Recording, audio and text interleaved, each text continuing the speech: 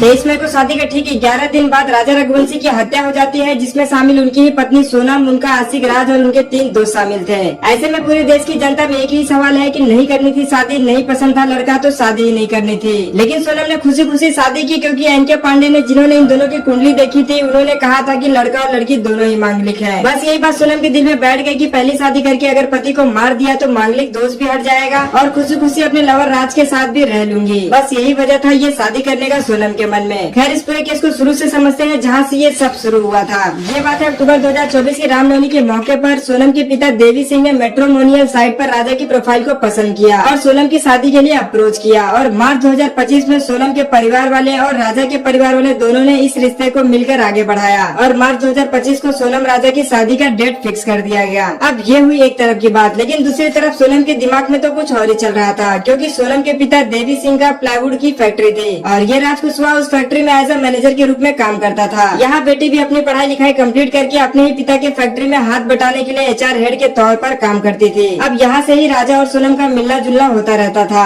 और दोनों में कब दोस्ती हुई और ये दोस्ती कब प्यार में बदल गई पता ही नहीं चला। और यहाँ पे दूसरी तरफ सोनम खुशी खुशी शादी के लिए हाँ बोल दी, क्योंकि प्लान तो फिक्स था, शादी करके मारना है, दोस्त दूर हो जाएगा, फिर राज कुशवाहा के साथ आराम से जिंदगी काटनी है। खैर, इसके बाद 11 मई को धूमधाम तरीके से दोनों की शादी होती है। 11 मई से लेकर 13 मई तक सोनम ससुराल रही और 14 मई को मायके आ गई। यहाँ से कुशवाहा के साथ मिलकर प्लान बनाया और बताया कि राजा अभी इस महीने में हनीमून पर नहीं जाना चाहते। फिर क्या कुशवाहा ने प्लान बनाकर कहा कि तुम उसे सरप्राइज के नाम पर अपने पैसे से टिकट निकालो मेघालय की, जहाँ अच्छी खासी पहाड़ियाँ और खाई भी है। फिर क्या सोनम ने वही किया जो राज ने कहा और 18 तारीख को राजा को कॉल करके सब बताया और टिकट वेस्ट न हो जाए इसलिए राजा ने भी परिवार से बात करके हाँ कह दिया। और ये दोनों 20 मई को इंदौर से निकलते हैं और 21 मई को ये दोनों मेघालय पहुँच जाते हैं। यहाँ दूसरी तरफ राज कुशवाहा अपने 3 दोस्तों को सुपारी देता है, जिसमें 50-50 हजार रूपए के साथ प्लान में यूज होने वाले 3 अलग अलग फोन दिए गए, जिसमें उसके एक दोस्त का नाम विशाल चौहान था, दूसरा आकाश और तीसरा आनंद। इन तीनों को कुशवाहा ने ट्रेन और रोड के जरिए 17 तारीख को ही मेघालय जाने को कह दिया और 19 मई को ये तीनों वहाँ पहुँच भी गए। इधर 21 मई को सोनम और राजा भी पहुँच गए, जो शिलोंग के एक बालाजी गेस्ट हाउस में रुके थे। और फिर 22 मई को राजा सोनम एक स्कूटी रेंट पर लेते हैं, जिसे वीडियो को आपने सीसीटीवी में कई बार देख लिया होगा। और इस समय एक सबसे इम्पोर्टेंट बात ये थी कि सोनम इस वक्त हर एक पल कुशवाहा से चैट करते रहती थी और अपना लोकेशन शेयर करते रहती थी, जिसके जरिए ये चारों हमेशा इन दोनों के आसपास ही भटकते रहते थे। इसके बाद इन लोगों ने मार्केट से कुछ जरूरी हथियार खरीदे और फिर पीछा करना शुरू कर दिए। यहाँ सोनम और राजा ट्रैकिंग करते हैं, जहाँ राजा बहुत ज्यादा खुश था। सोनम वहीं आगे के प्लान को लेकर चिंता में रहती थी कि इसके बाद आगे का प्लान क्या किया जाए। इस वक्त भी वो लोकेशन शेयर करना नहीं भूल रही थी। खैर, इन दोनों के साथ 22 मई को ही एक और आदमी था, जिसका नाम था अल्बर्ट, जिसे राजा ने ऐसे गाइड के रूप में रखा था। और इसी 22 मई के दिन ही ये चारों वहाँ पहुँचते हैं और इसी जगह पर राजा से मुलाकात करके अपनी पहचान बढ़ाते हैं। हालांकि ये चारों भी हिंदी बोल रहे थे, इसलिए राजा ने सोचा कि चलो अच्छा टाइम पास हो जाएगा। इसके बाद 22 मई का दिन तो ठीक ठाक निकल जाता है। फिर 23 मई की सुबह फिर से सोनम, राजा और ये चारों चेरापूंजी की खासी हिल पर पहुँचते हैं, जहाँ हद से ज्यादा बड़ी बड़ी खाइयाँ थी, प्लस सुनसान जंगल और दूर दूर तक कोई नहीं दिखाई देता था। फिर ये लोग इसी पहाड़ी के नीचे जाने का प्लान करते हैं, एक बड़े झरने के पास। फिर यहाँ पर जब समय अच्छा देखा, तभी आकाश ने हथियार निकाला और राजा के सर पर पीछे से इतनी जोर से मारा और उसका शरीर फट गया। लेकिन ये सब होते हुए देख रही थी सोनम ने कोई कसर नहीं छोड़ा और कहा कि हिट है। और फिर दूसरा वार पड़ा आगे के सर पर। इतना करते ही कई बार एक के बाद एक वार किया गया। फिर जब राजा का दम निकल गया तो उसे खाई में फेंक दिया गया। और यहाँ पर ये काम करीब 12:30 से 1:30 बजे के बीच में हुआ। और अभी मैं आपको एक ऑडियो सुनाऊंगा जो ठीक राजा के डेथ के आधे घंटे के बाद की थी। जरा आप सोनम की हंसी को देखिए।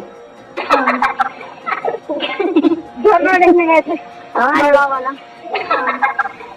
हालत खराब हो गई तो